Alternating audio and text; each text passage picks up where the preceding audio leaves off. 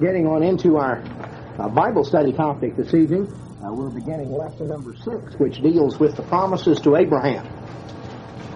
This covers, in this set of lessons, dealing with promises to Abraham, we covered with some very basic, fundamental things, because we're introduced to Abraham in the very beginning of the Bible, back in Genesis chapter 11, the very earliest stages of the Bible. We're introduced to Abraham, and for the entire remainder of the Bible, all the way through the Old Testament and the New, we read about Abraham and Abraham's children and Abraham's descendants.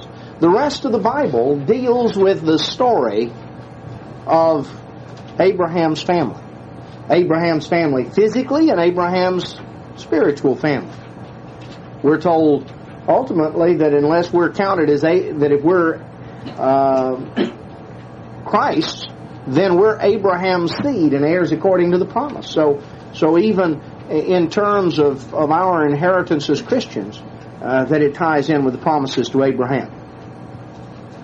It's important to understand a little bit about what happened, what was promised to Abraham. What are the promises? And we read in the Scriptures about the heirs of the promise, the heirs of the promises. What are those promises? What are their significance for God's people today? What is the significance for the church? What is the significance for the physical descendants of Abraham? Now, we're introduced to Abraham back in Genesis chapter 11. Let's go back there and let's pick up the story. In Genesis 10, we are introduced to a man by the name of Nimrod. We went into that in the last Bible study series, or the last Bible study lesson number 5. In Genesis chapter 10 and verse 8, we read of Nimrod, who was the great-grandson of Noah, the grandson of Ham, that he began to be a mighty one in the earth. He was a mighty hunter. We are told in verse 10 of Genesis 10 that the beginning of his kingdom was Babel. Now, as we go on down through the story of the families, that the lineage that is given here in Genesis 10, then in Genesis 11, we start out the fact that the whole earth was of one language and of one speech. And we find a tower that was to be built, and we find that the name of it, verse 9 of Genesis 11, was called Babel. And this was, as we're told in Genesis 11, verse 2, in the land of Shinar, a plain, a level area in the land of Shinar. They came down from the mountainous region where the family of Noah had been right after the flood. The ark, you remember, rested on the mountains of Ararat up in the area of Turkey and Armenia, that area where, frankly, there's a lot of fighting going on today. But in that very mountainous region, up in those high mountains, is where the ark rested, and the family of Noah came down out of the mountainous area into what we would know as Armenia, and then they moved on further down and came here to this plain in the land of Shinar. And we find that Nimrod began to be a mighty one. He began to try to organize things. And the beginning of his kingdom was Babel, and we're told here that this is where the tower began to be built. Now, then in the rest of Genesis 11, we pick up the story of Shem, who was one of Noah's sons. And he had a son 2 years after the flood, a son by the name of Arphaxad. And we trace down that 35 years later, Arphaxad had a son by the name of Salah. And Salah, 30 years later, had his own son by the name of Eber. This is the one from whom the name Hebrew comes. The Hebrews are the descendants of Eber. Then we find that when Eber, in verse 16, was 34, he had a son by the name of Peleg. And verse 18, 30 years later, Peleg had a son by the name of Reu. And then we find, as we come on down in verse 20, 32 years later, Reu had a son by the name of Serug. And then another 30 years passed in verse 22, and Serug had a son by the name of Nahor. And then we find that when Nahor was 29 years old, he had a son by the name of Terah. Now, Terah had 3 sons. Mentioned here in verse 26, he was older when his children began to be born, and he had 3 sons, Abram, Nahor, and Haran. So he named one of his sons after his father, and the other, that was Nahor, and then he also had Abram and Haran. Now, we find that we're not told all of the details of the family. There are accounts given by Josephus and others that give a little bit of background, but Haran, we're told, had a son by the name of Lot, and then he himself died in the land of his birth, in Ur of the Chaldees. And we read that Abram and Nahor took wives, and then we also find that in verse 31 that Terah took Abram, and he took Lot, and they went forth from Ur of the Chaldees, and they came unto a city by the name of Haran, and they dwelt there. This was up on the northern, this is up, if you look in a Bible map in the back, you'll find that the Tigris and Euphrates rivers flow up from the Persian Gulf. They flow up toward the mountains of Ararat, toward the area, actually they're flowing down from that area, from modern Turkey and the mountains of Ararat, flowing down and flowing out into the Persian Gulf. So Babylon is right down at the bottom. It's near the Persian Gulf, right there on the Euphrates River. What they did was travel up the Euphrates, and the land and Haran is up on the sort of the northern part of it, up right near the Turkish and Syrian border today. And they stopped and stayed there for a period of time. We're not told exactly how long. But Terah died there in Haran. And when he did, we're told in Genesis chapter 12 and verse 1 that the Eternal said to Abram, I want you to get out of your country and from your kindred and from your father's house unto a land that I will show you. Now, we're told elsewhere in the Scripture that the family of Abraham practiced idolatry back in their original area, and at least many of them did. We know that they did because years later, when you remember when Jacob came back to the area of where his mother's brother, when he came back there to where Laban was, and you read of the little idols that they had there, that Laban had, and there's a reference back in the book of Joshua. I'll just call your attention to it. Joshua chapter 24. In verse 14. Joshua says, Now therefore fear the Eternal and serve Him in sincerity and in truth. Put away the gods which your fathers served on the other side of the flood. It's rendered in the King James. Some of the other translations render it the other side of the river.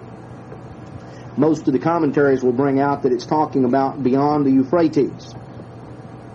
Put away the gods which your fathers served beyond the Euphrates and in Egypt. And so he went on to say, if it seem evil to you to serve the Lord, choose this day whom you'll serve. The gods your fathers served beyond the Euphrates, the gods of the Amorites. As for me and my house, we'll serve the Lord. So, God had a reason for telling Abram, you need to get up and get out. We don't know all of the family entanglements and all of the difficulties, but when you read a little bit of the family, you read of Laban, you read of some of these things, you know, whatever the family problems, we know this. Abraham did not want his son Isaac to go back there. He was afraid of what he'd get tangled up in. Now, if you want to know the wisdom of that, read the story of the next generation. Jacob did go back. He got tangled up for years like they never got loose. See, Abraham knew what kind of people they were. And they had their strengths, and they also had plenty of weaknesses, and there were problems. God could see that he had a job, he had a calling for Abraham. But he says, you need to get up and get away from here. He was bogged down and enmeshed in some things that undoubtedly stood in his way of really being able to fully obey God. God said, I have a place for you. I have a land that I'm going to give you. So God made a promise to Abraham. He told him in Genesis 12, verse 2, I'll make of you a great nation, I'll bless you, and I'll make your name great, and you'll be a blessing. I'll bless them that bless you, and curse him that curses you. And in you shall all the families of the earth be blessed. And we read simply that Abram departed. He was 75 when he left Haran. And he left. He obeyed God. So we're introduced to a man who was willing to simply obey God. God had undoubtedly been working with him. And you realize you're not that many years down beyond the flood at this particular time that Noah himself would have Shem would have still been alive at this time. See, it's very possible that Abraham himself had even met and talked to Shem. Their lives would have overlapped. Noah would have only been dead for a very short time. So he obviously had a first-hand knowledge of the God who was the Creator God, the true God, in spite of all these problems that had sprung up there in the area of Babylon, the area that was dominated by, or that had previously been dominated by Nimrod and by those who had chosen to follow him. So, one of the first things we find is we're introduced to God calling his people. You see, here's a theme that runs all the way through the Scriptures. God calls his people to come out of Babylon. That's what he did to Abraham. See, that's where the family started out. Ur of the Chaldees is right down there. Babylon was the capital of the Chaldean Empire later time. Ur of the Chaldees was a city in the land of Babylon, just located a short distance from the city of Babylon. So God called Abraham to leave that area. Now that starts in Genesis, and when you get all the way back to the end of Revelation, you find, what does God say in Revelation 18? Come out of her, my people. Come out of her, that you be not partakers of her sins, you be not partakers of her plagues. So the theme that runs throughout the Scriptures is that God calls his people out of Babylon. All of us. It was something we had to leave. It was something we had to leave. We have to respond to God the same as Abraham did. You see, this is the story that has been repeated over and over. Later on, when the family of Abraham was in Egypt, God called them out of Egypt to bring them to himself. And down through time, God calls us out. That's what the word church means, ecclesia in the Greek. Ek means from, and the second part of the word, ecclesia, comes from a verb in Greek that means to call.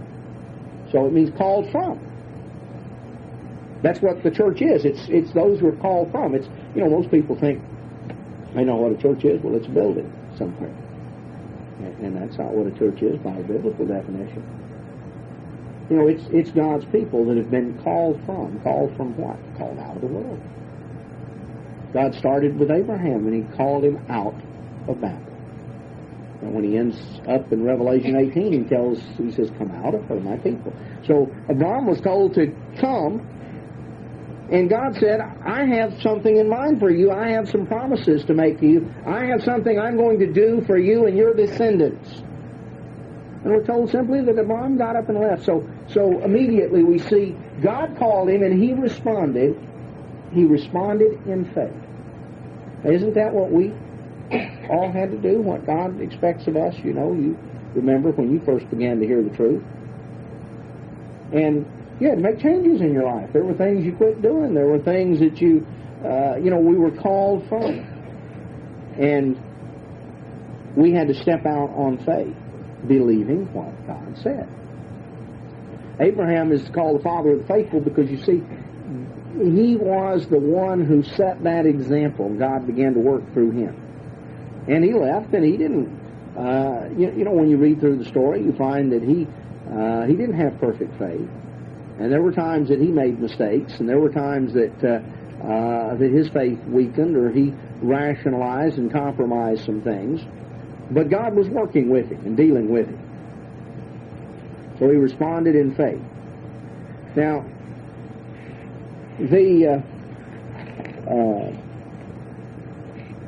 I made reference to being called from Babylon.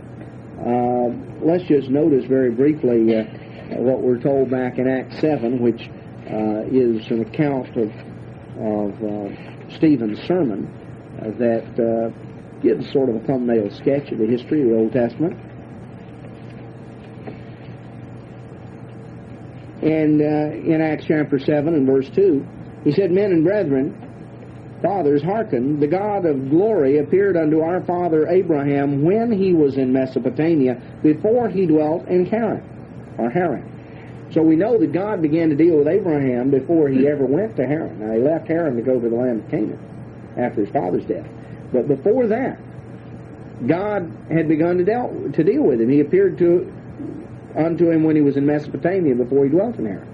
And he said to him, "Get you out of your country and from your kindred, and come into the land that I'll show you." Then came he out of the land of the Chaldeans, and he dwelt in Haran. And from thence, when his father was dead, he removed him into this land wherein you now dwell.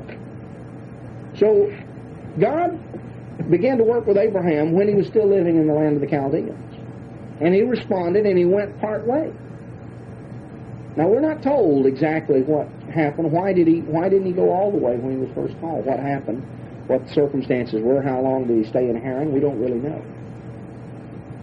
But isn't that sort of what sometimes happens to us? We respond part way, and we get going, and then somehow we get sidetracked. And then at this point, when Abram's father died, God told him again. He says, "You need to come. I've got a land that I'll give you." And so Abram went.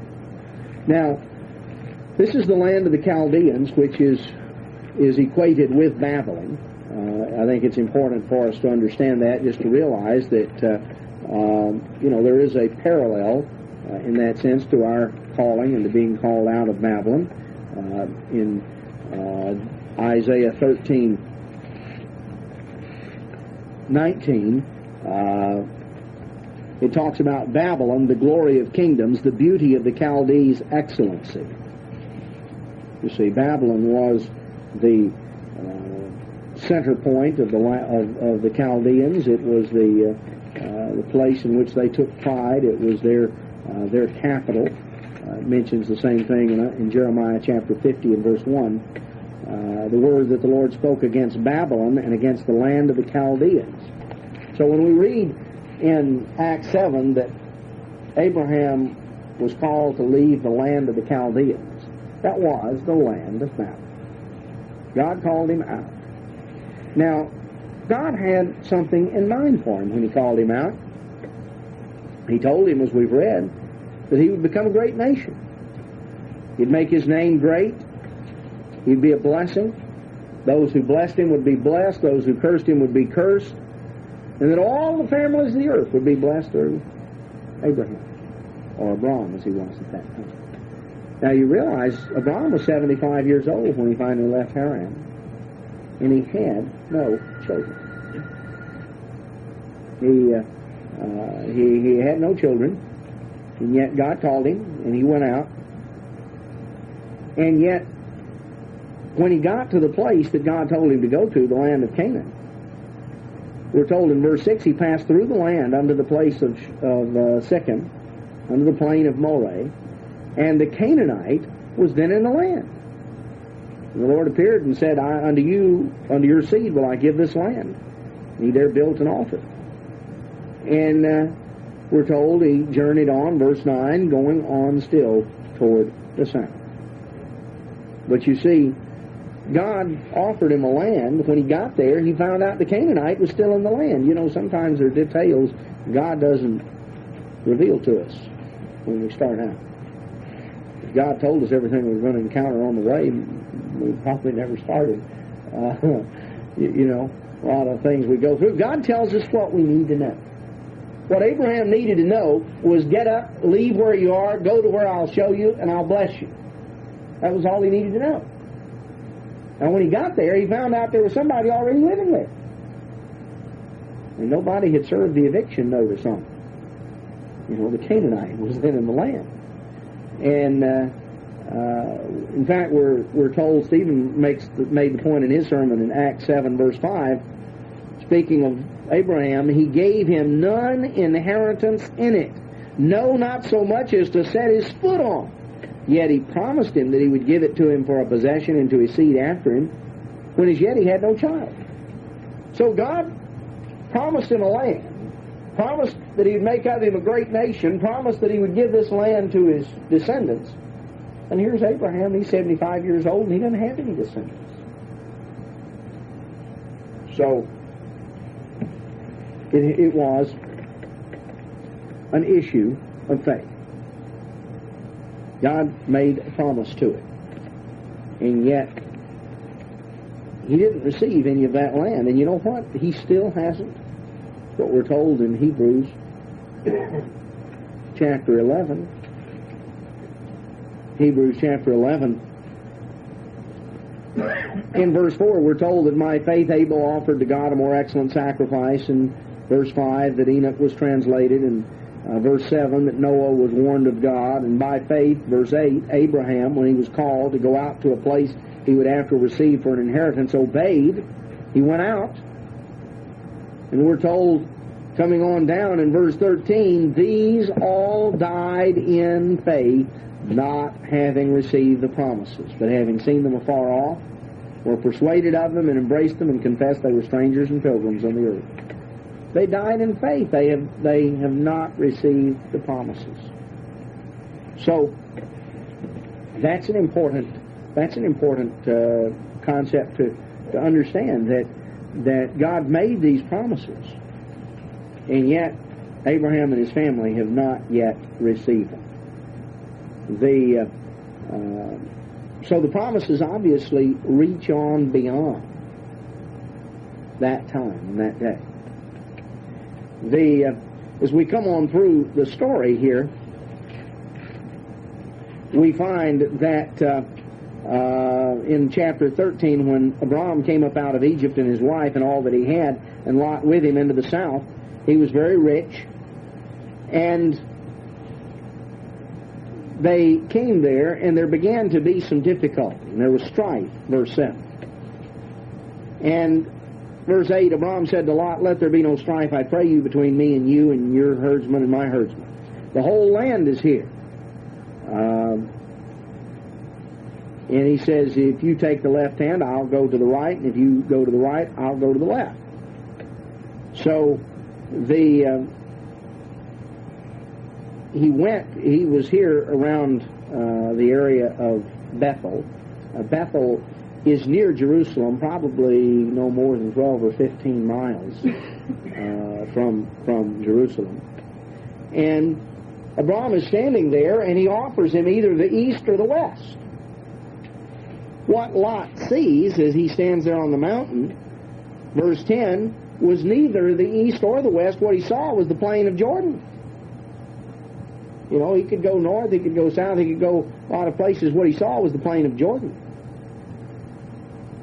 which was well watered before the Lord destroyed Sodom and Gomorrah, so he chose the plain of Jordan. And he journeyed east. He didn't go north or south. He journeyed east. He, in effect, what he did was he left. You know, the Jordan River was the original boundary of what God had promised Abraham. What Lot did was he chose a place of his own. Now, I think it's interesting because we noticed some problems that came up. You know, Abraham must have had thoughts in his mind as to how was God going to fulfill this. He didn't have any children. Who would be the logical one? Well, Lot was his nephew. maybe that would be the way God would fulfill the promise. He would adopt Lot. He was Lot was his nephew, and he sort of took him under his wing like a son. So maybe Lot would be his heir. That wouldn't have been uncommon. And yet it became apparent, see, God wasn't going to solve it that way.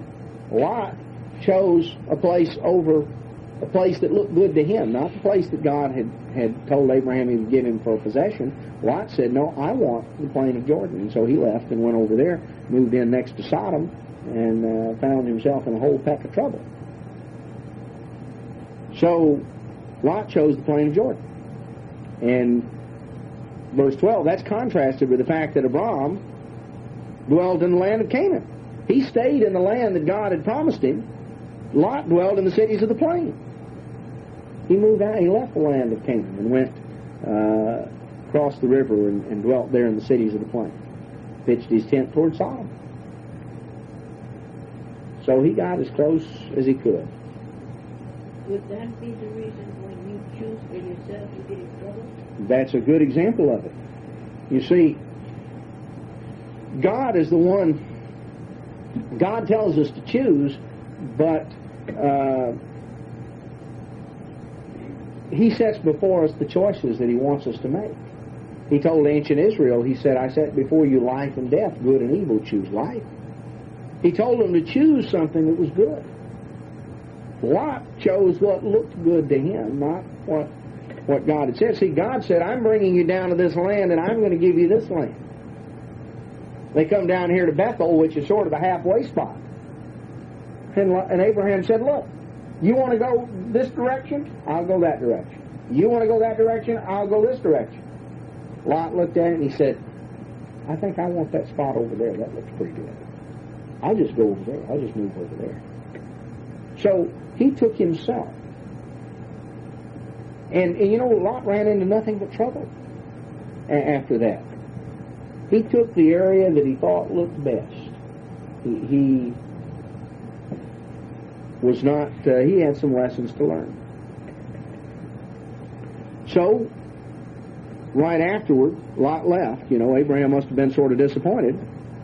And God told him, after Lot was separated from him, verse 14, lift up your eyes and look, north, south, east, west. All the land which you see, to you will I give it, and to your seed forever. I'll make your seed as the dust of the earth.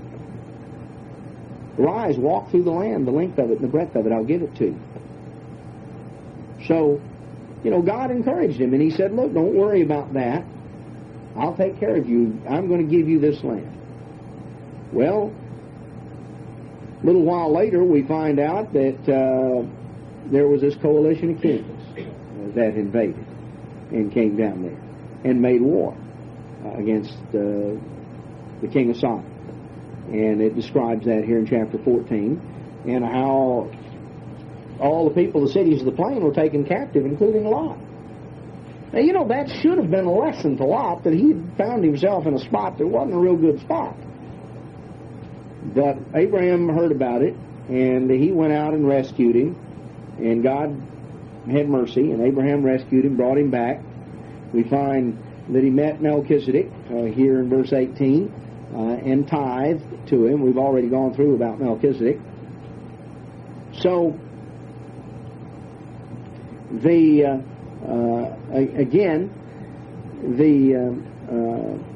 come on down chapter 15. God again encouraged Abraham and said, don't be afraid, I'm your shield, your exceeding great reward. Abraham had given back. See, the king of Sodom said, well, you want to take some of the booty. And Abraham said, no. He said, I'm not going to take so much as a shoelace from you. I don't want you going around saying you're the guy that made me rich. Actually, it's sort of funny what Abraham did do with it. He had all the stuff. He tithed on it first, and then he gave them back the rest of it, see? So he sort of tithed in their behalf because he actually didn't keep any of the booty. But while it was his, he tithed on it and said, no, he says, I'm not going to keep any of it. Anyway, Abraham, God encouraged Abraham after that. He said, don't worry. He says, I'm your reward. You gave up that reward. You didn't want to get tangled up with those guys. Don't worry about that. I'm your reward. And Abraham said, well, Lord God, what are you going to give me? I'm childless. You know, you promised me these things, and I'm an old man, and I don't have any children. You know, I have a steward here, a very trusted servant of mine, Eliezer of Damascus. Abraham said, Behold, to me you have given no seed, and lo, one born in my house is my heir. You know, I can adopt my servant, my chief steward, Eliezer. Is that what you want me to do? I'll adopt him, and he'll be my heir. He was actually born in my as a servant here in my household. And God said, No, he shall not be your heir. Verse 4. He that shall come forth out of your own bowels shall be your heir. So Abraham kept thinking, you know, now how's God going to do this? Will we ever do that? You know, God made a promise and say, well, I know what he's going to do. Got my nephew here, and he's like a son to me. I guess God will do it that way. No, you know, not going to do it that way. Well, I guess I'll have to adopt my servant here. No, God's not going to do it that way. God took him forth, you know, and he said, look, I want you to look up to heaven, see all the stars. If you can tell me how many stars there are, that's the way your children are going to be. Verse 6, and he believed in the Lord, and he counted it to him for righteousness. See, that's Abraham believed that. Now here he is, he's on up in years, you know, he's in his 80s at least by now. Still doesn't have any kids. He keeps trying to figure out, well, maybe God will do it this way. Maybe God will do it that way. No, not going to do it that way either. God said, you see all the stars? If you can count them, you'll know how many children you're going to have, how many descendants you're going to have. And so Abraham believed him. And God said, I'm the Lord that brought you out of Ur of the Chaldees to give you this land to inherit it. And so he told Abraham, verse 13, to realize there was a little more to the story, that his descendants would be a stranger in a land not theirs, that they would be strangers and would undergo various problems for the next 400 years. But eventually, they're going to come forth. He said in verse 16, the iniquity of the Amorites is not yet full. Sometimes God doesn't do something because it's not yet time. God has a time schedule. So God told him in verse 18 that to your seed have I given this land from the river of Egypt to the great river, the river Euphrates. This whole area. Well, chapter 16, you know, he still didn't have any children. So this time it was Sarah's. They'd been there for 10 years, we're told, in verse 3, so Abraham was 85. You know, 10 years is a long time to wait. So Sarah finally decided that, you know, nothing else had worked out, that she had the solution. She would give her maid to Abraham, and he would have a child through her. And this would be a sort of like an adopted child, and this is what they would do. Well, this idea,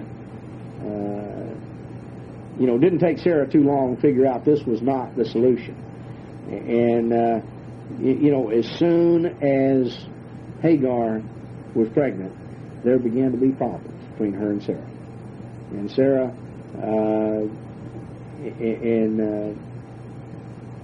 then Sarah got mad at Abraham, verse 5. My wrong be upon you. You know, it's like it was her suggestion, and now that it happened, well, then she was upset about it. You know, and so she was upset, and so Abraham didn't quite know what to do, and he said, well, look, you do anything you want to with her, verse 6. You know, you just handle it the way you want to. He was backing out on that. So Sarah began to deal very harshly with Hagar, and Hagar fled, and God had mercy on her, and she returned back to the household and submitted herself. And so, verse 16, Abraham was 86 when Ishmael was born. Now we come on down 13 years later, chapter 17, verse 1. He was 99. So here a long time has gone by, 24 years since he came into the land. God appeared to him again. He said, I am the Almighty God. Walk before me and be you perfect. Be completely wholehearted. I'll make my covenant between me and you, and will multiply you exceedingly. And Abraham fell on his face. And God said in verse 4, As for me, behold, my covenant is with you. You shall be a father of many nations. Neither shall your name be called any more Abram, but your name shall be called Abraham, which means father of a great multitude. Now, you know, that might have almost been a little bit embarrassing to Abraham. He's going to have to come out to the tent and introduce himself to everybody and say, you know, I've changed my name. God told me I have a new name now. From now on, I want to be called father of a great multitude. Now, he's 99 and he doesn't have any kids, except one that you know, is not really claimable. And, well, we're going to change your name to father of a great multitude. You know, one of the lessons of faith is that when God is doing something, you know, a lot of times God likes to let the situation or work through the situation so that there are no illusions of self-sufficiency. He didn't, when Isaac was born, God wanted Abraham and everybody connected to know this was the son of promise. This was not just, you know, nature taking its course. It was not. This was a miracle from God. And he said, in effect, you know, look, if I'd let you have a kid when you were 75, you might have taken the credit for it. You know, people thought, well, you know, Abraham was a sort of a youthful 75. He said, I'm going to wait until you're 99. And God has His own reasons for timing. And we don't understand. At the time Abraham went through those 24 years, same way you and I go through 24 years. One day at a time. He had promises that God made him, and he didn't know how in the world they were going to come about. And that's important. See, God makes promises, and our job isn't to figure out how God's going to do everything He's going to do. Our job is to put one foot in front of the other and follow where He says. So, God told him, I'm making a covenant, changing your name, and I want every child among you to be circumcised. They're to be circumcised when they're 8 days old. Now, you start out by circumcising yourself and all your household, all your servants, everybody. Ishmael was 13. The Arabs, you know, to this day, in honor of Ishmael, circumcise their sons when they're 13 years old. That's the practice over there. That God didn't tell them to do that, but that was evidently what they got out of the situation, because that's their practice to this day. And that's what we read in 17:25. Ishmael, his son, was 13 years old when he was circumcised in the flesh of his foreskin. And the self-same day was Abraham circumcised, Ishmael his son, and all the men of his house, born in his house, and bought with money of the stranger. He you know, the whole bunch. So they took upon themselves the sign of the covenant with God. This is now that God has instituted His covenant and the sign of that covenant. Now, as we come on down here,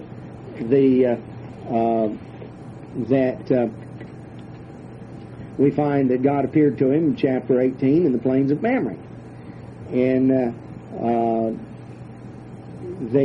now God tells him that it's time for Sarah to conceive, and she was Sarah laughed. She just couldn't. You know, this is just. This was incredible. See, in verse 11, Abraham and Sarah were old, well stricken in age, and it ceased to be with Sarah after the manner of women. Therefore, Sarah laughed within herself. You know, so this can't be. And God said, verse 14, you think there's anything that's too hard for me? You think that's a difficulty? I'll, at the time appointed, I'll return, and you'll have a son. And Sarah was embarrassed and denied that she had laughed, and God said, oh yeah, you laughed. And so that's what they had to name their son, was laugh. That's what Isaac means, laughter. So God then dealt with Abraham, told him about what he was going to do with Sodom and Gomorrah. The terms that of the covenant that God made with Abraham. He says, walk before me and be perfect. We read that in Genesis 17, verses 1 and 2. Be completely wholehearted and sincere. Now, you know, that's really not what God asked of Abraham is what God has asked of all of His people. What Christ said to us in the Sermon on the Mount. Be you therefore perfect, even as your Father in heaven is perfect. In other words, what God requests is that what He tells us is He wants us to become like Him. He wants us to become like Him. That's what He asked Abraham. The word, if you look it up, means basically completely wholehearted and sincere. He said, Abraham, I want complete commitment. I want you to be wholehearted. I want you to be totally sincere and honest in your attempt to obey me. And Abraham was then to become the father of many nations. Well, this was to be fulfilled specifically through the descendants of Abraham by his wife Sarah, not through the descendants of Ishmael. It makes that plain in verse 15 here of chapter 17. That God said to Abraham, as for Sarah, your wife, her name was changed from Sarai to Sarah, which she means, has a different meaning, princess. And I will bless her, verse 16, give her a son, I'll give you a son of her. And I'll bless her, and she'll be a mother of nations, kings of peoples she'll be of. Now it was Abraham's turn to laugh. Verse 17, he fell on his face and laughed. Said in his heart, shall a child be born to him that's 100 years old? And Sarah's 90 and she's going to have a child?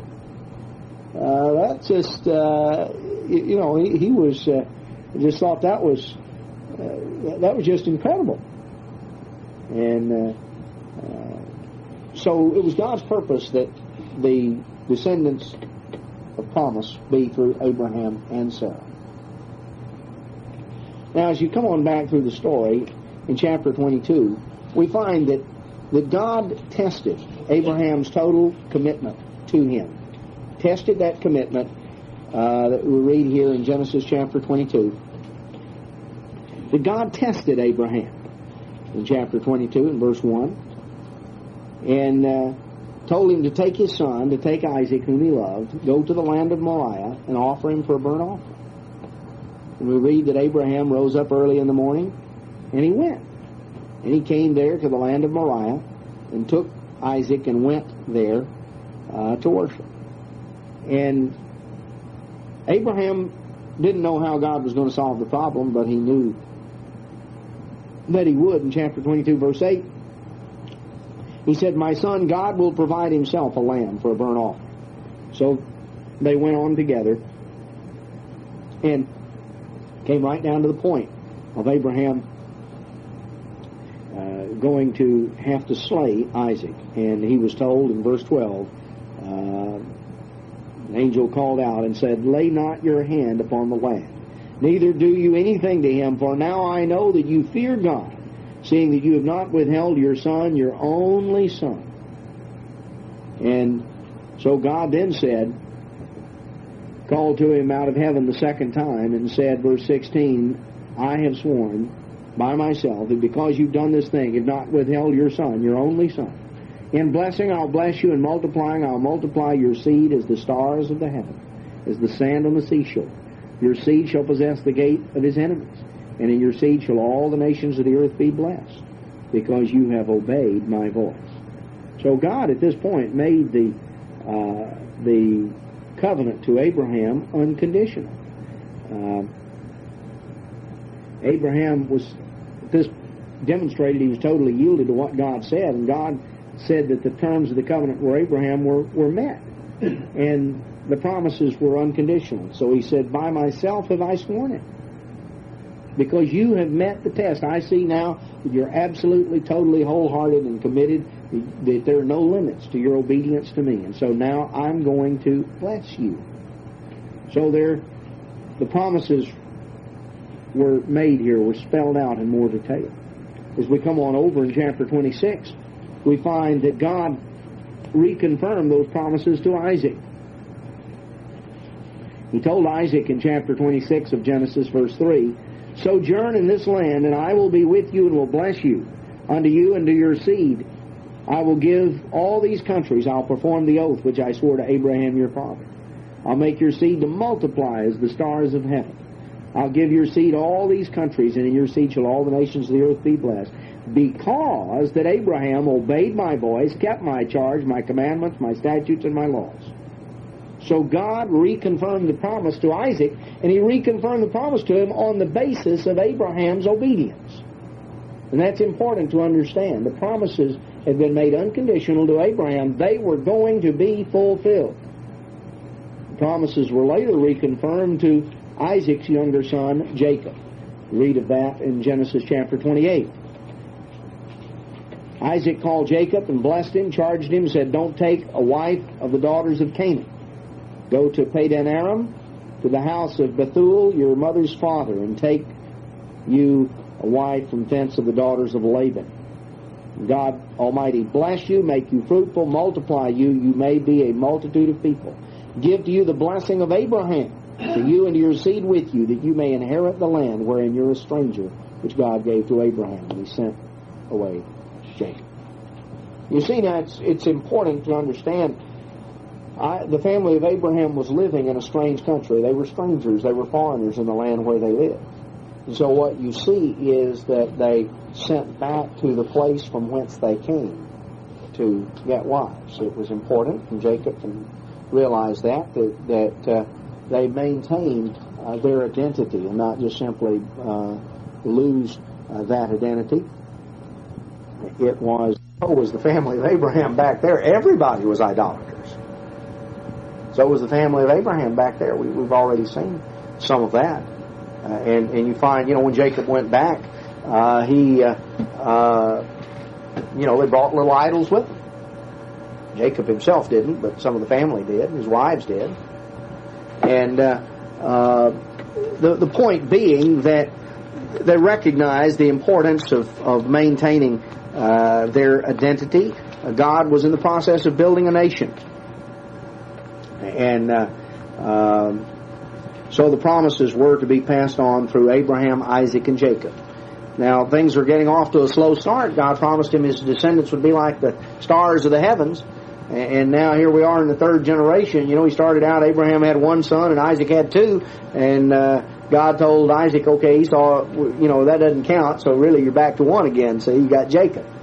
So here you are, 3 generations down, and you got one son. Well, as you know, the story picked up speed. Jacob had 12, and the 12 had large families, and within a few generations, the numbers had grown great there in Egypt. But we see a little bit about the call of Abraham. Now, let's go a little further. Let's understand about the what we're terming promises of race and promises of grace. That's a term that has been used, and it sort of sums it up, because what it amounts to is God made spiritual promises and He made physical promises. And there are promises that apply to the physical descendants of Abraham. There are also promises that apply to the spiritual descendants. In Galatians chapter 3, we read in verse 26, you are all the children of God by faith in Christ Jesus. For as many of you as have been baptized into Christ have put on Christ. There's neither Jew nor Greek, there's neither bond nor free, neither male nor female, you're all one in Christ. If you be Christ, then are you Abraham's seed and heirs according to the promise. So here is a spiritual inclusion. We're spiritually accounted the children of Abraham because we respond to God in faith, just like Abraham did. See, that's what you read back up here earlier in the chapter in Galatians 3:6. Even as Abraham believed God, and it was accounted to him for righteousness. Know you therefore that they which are of faith, the same are the children of Abraham. The Scripture, foreseeing that God would justify the heathen through faith, preached before the gospel unto Abraham, saying, in you shall all nations be blessed. Then they which be of faith are blessed with faithful Abraham. So by responding to God in faith, just like Abraham did, You see, and if you really believe God, you act on that belief. Abraham believed God, and it was counted to him for righteousness. God was pleased with that. He responded in faith. And if we respond in faith, we're counted as the children of faithful Abraham in that way. He's the father of the faithful. We're counted faithful. The ultimate fulfillment of the blessings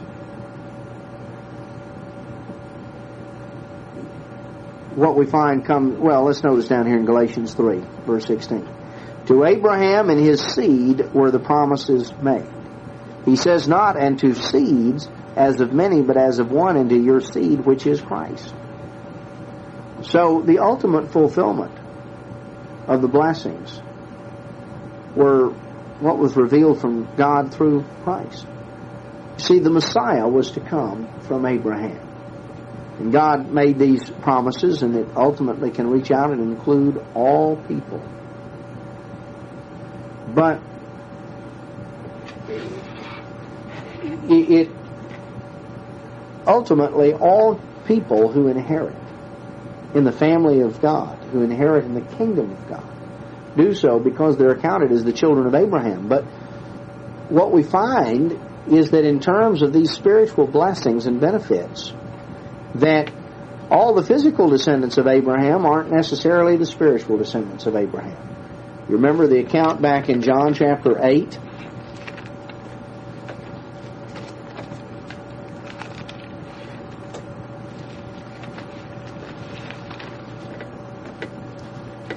In John chapter 8, in verse 31, Jesus said to those Jews which believed on him, if you continue in my word, then are you my disciples indeed. You shall know the truth, and the truth shall make you free. They answered him, we're Abraham's seed. We're never in bondage to any man. How do you say you shall be made free? Jesus said unto them, truly whosoever commits sin is the servant of sin. The servant abides not in the house forever, the Son abides forever. If the Son therefore shall make you free, you shall be free indeed. I know you're Abraham's seed, but you seek to kill me, because my word has no place in you. He went on down in verse 39. They answered and said, Abraham is our father. And Jesus said, if you are Abraham's children, you do the works of Abraham. You seek to kill me, a man that has told you the truth, which I've heard of God. Abraham didn't do this. You do the deeds of your father. They said, we're not born of fornication. We have one Father, even God. Jesus said, if God were your father, you'd love me. I proceed forth from God. He told them in verse 44, you're of your father the devil, and the lust of your father you will do. He was a murderer from the beginning, abode not in the truth, because there's no truth in him.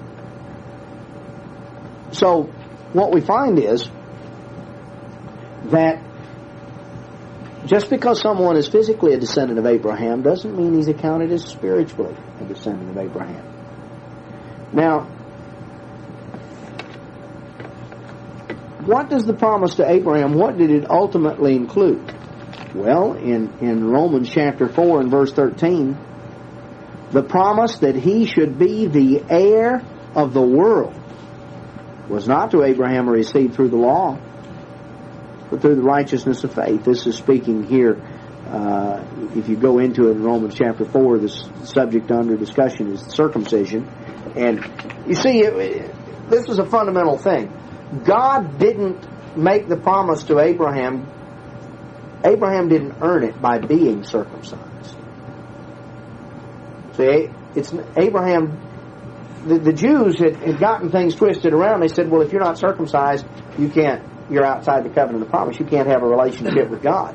Paul brought out, he said, look, Abraham became circumcised because God asked him to.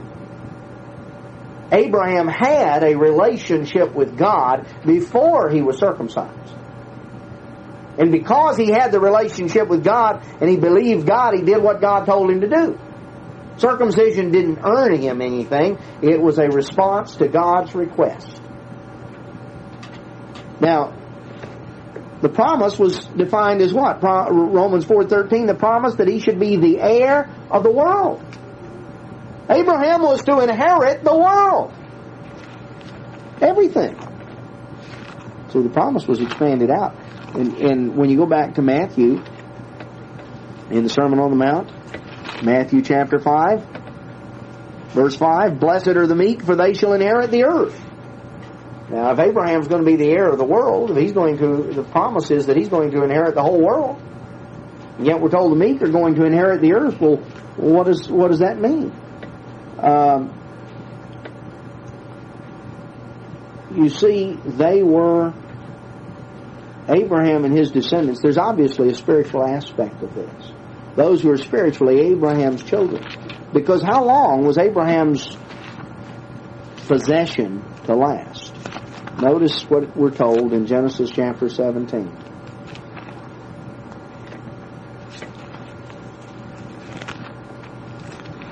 Genesis 17 and verse 8. I will give unto you and to your seed after you the land wherein you're a stranger, all the land of Canaan, for an everlasting possession, and I'll be their God. God said, I will give it to you. I'll give it to you. Well, I'm going to give it to you for an everlasting possession. Now, how can you inherit something forever? How can you inherit an everlasting possession if you don't live forever? Abraham died in faith, not having received it. That's a proof of the resurrection, that Abraham's going to have to be resurrected or God's not telling the truth.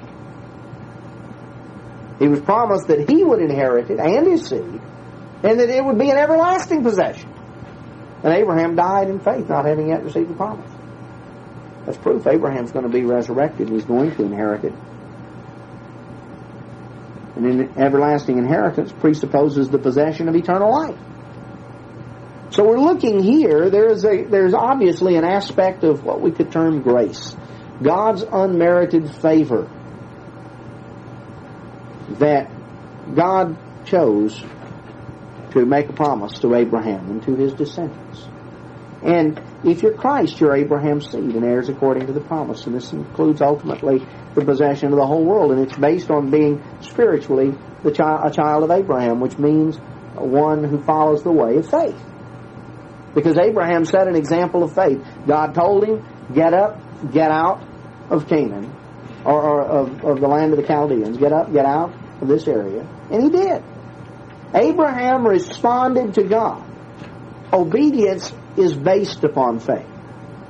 See, the world gets all tangled up on faith and works and all of this, and they get all tangled up. And if you obey, keep the commandments, they say, well, you're trying to earn salvation.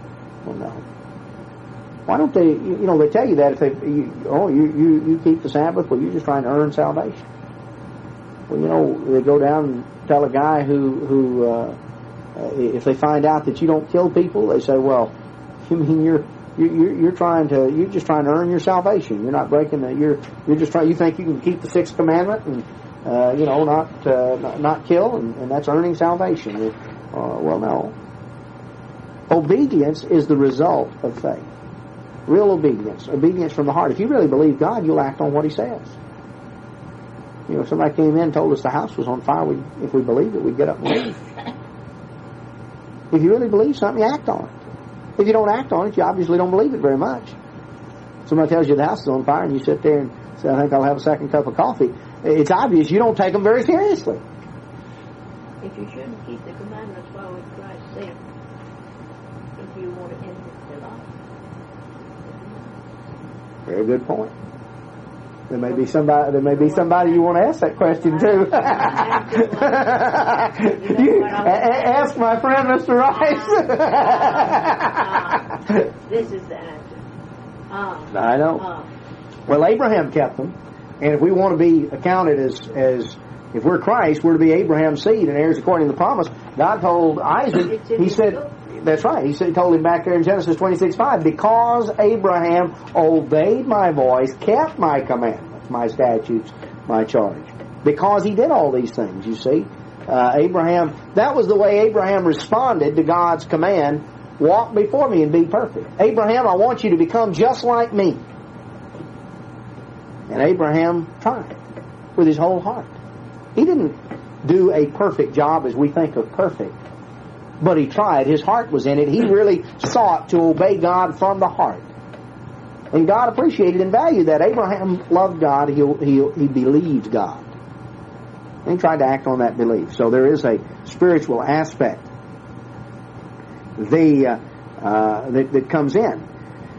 Now, we've seen that there's that spiritual aspect, and some want to stop the story at that point and say, well, you see, all the promises of Abraham just apply to the church.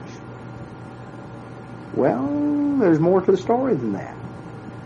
There was a spiritual aspect to the promises that God made to Abraham.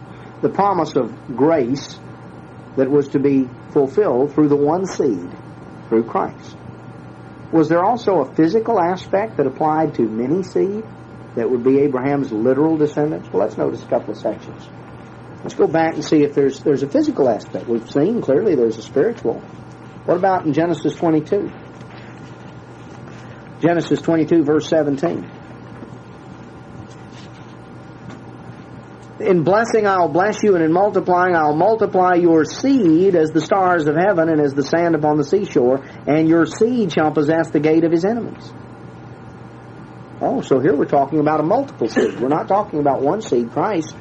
Paul talks about in Galatians, the one seed, Christ.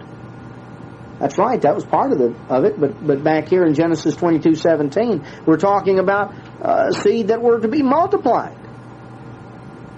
Descendants that would possess the gates of their enemies.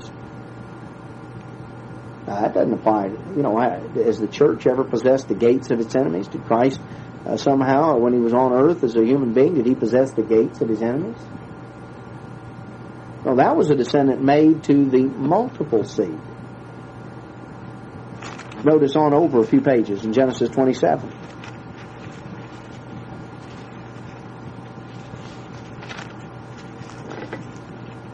Genesis 27:13.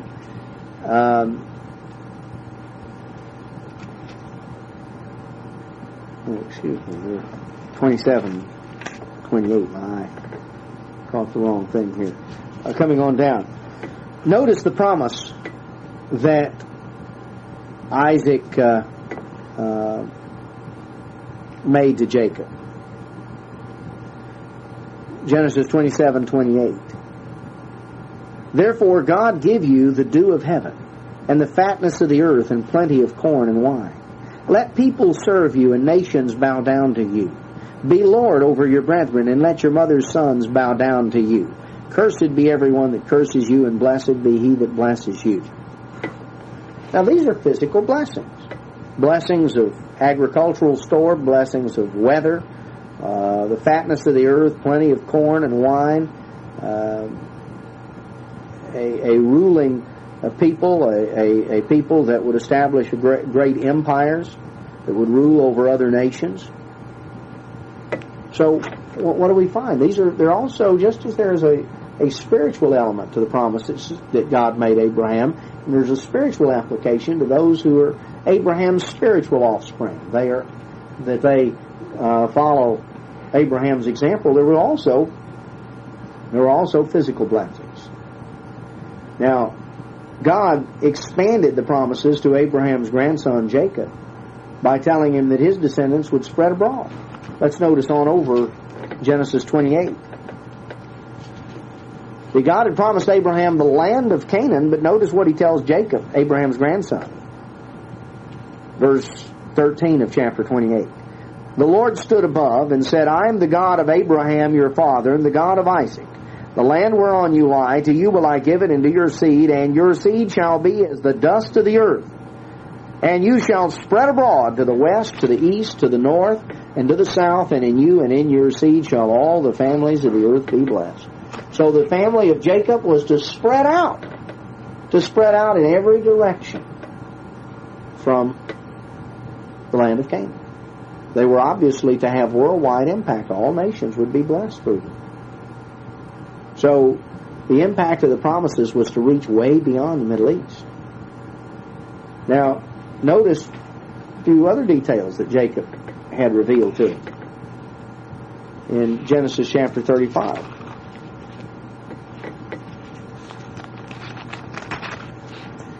Genesis 35, verse 10. God said unto him, Your name is Jacob. Your name shall not be called any more Jacob, but Israel shall be your name. And he called his name Israel. God said unto him, I am God Almighty. Be fruitful and multiply. A nation and a company of nations shall be of you, and kings shall come out of your loins. I will make of you a great nation and a great company of nations. Kings will come forth. The promises were enlarged. They were given more specific, and this was to be the family of Israel. Now, as we come on further, in Genesis chapter 49, Jacob called his sons, and he said, "Gather yourselves together, that I may tell you that which shall befall you in the last days." Now, there's several things that come from this verse. One is that the prophecies that follow are for when? The last days. The prophecies that relate to the end time. Now let's notice a little further. Clearly, the descendants of Jacob, the tribes of Israel, were to remain as separate, identifiable units in the end time. Otherwise, this prophecy in Genesis 49 is meaningless. See, those who try to say, well, they've long since lost their identity. They're just all, just sort of all absorbed into the Jews. Well, they number one, don't understand the history of the captivity of Israel and Judah and the two nations. But the other factor is just Genesis 49 right here. Shows that all 12 tribes would be separate, identifiable units to whom different things would happen in the latter time. So this is a very strong proof.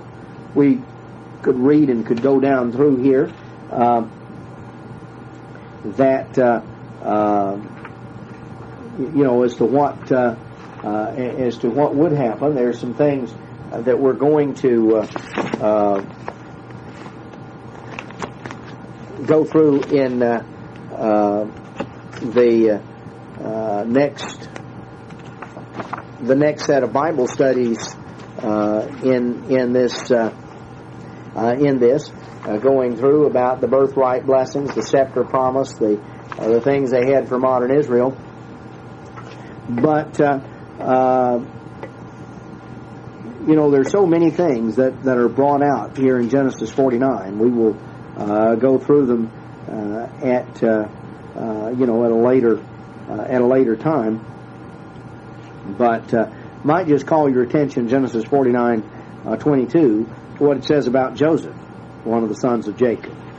Joseph is a fruitful bough by a well, whose branches run over the wall. This is something that just spreads out. So he's described as a people that Joseph's descendants would spread out. In that sense, would colonize. A colonizing people, spreading out all over. And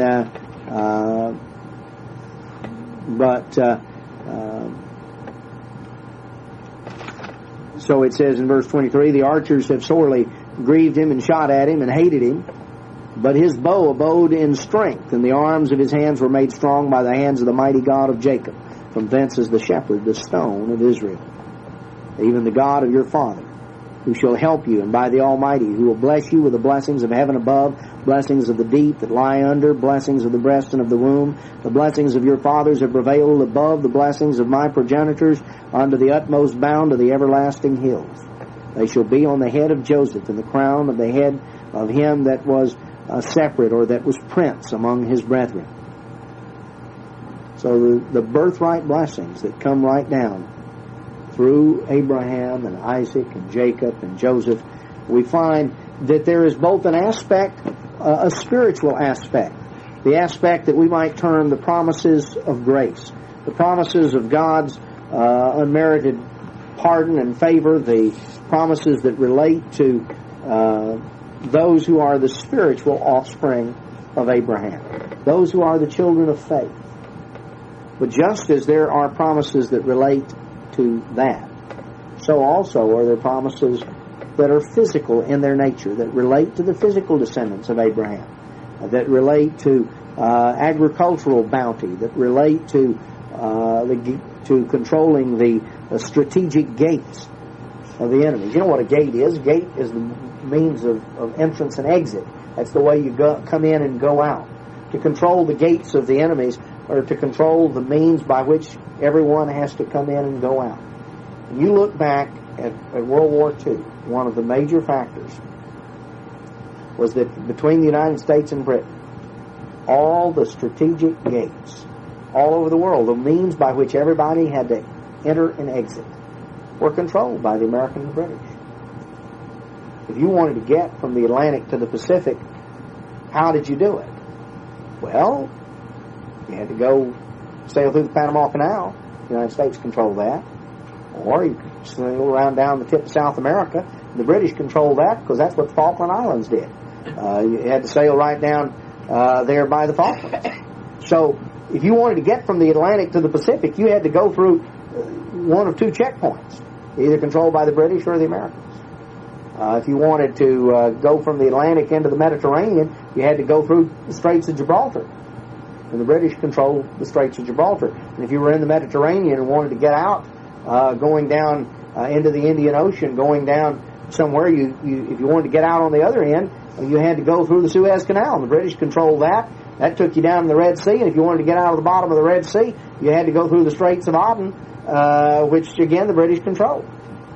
You wanted to go around the tip of Africa from the Indian Ocean to the Atlantic, you had to go around the Cape of Good Hope, right down there, the big British naval base down at the tip of South Africa. And you can go on through. You get on over to Asia and the various spots. Every time you came to a strategic spot, it was there was the gates of their enemies. Remarkable. You can look all over the world, pick out every strategic gate you want, and you find out that 99% of them belong to the American and the British. There's nobody else in the history of mankind that's ever controlled the total means of entrance and exit to the extent the Americans and British people have.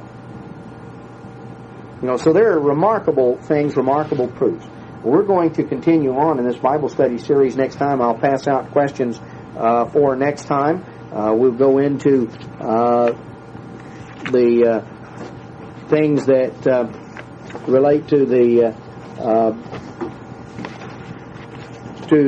birthright blessings and to the scepter, and also go into prophecies about what is ahead for the modern house of Israel. So with that, we'll be concluded this evening.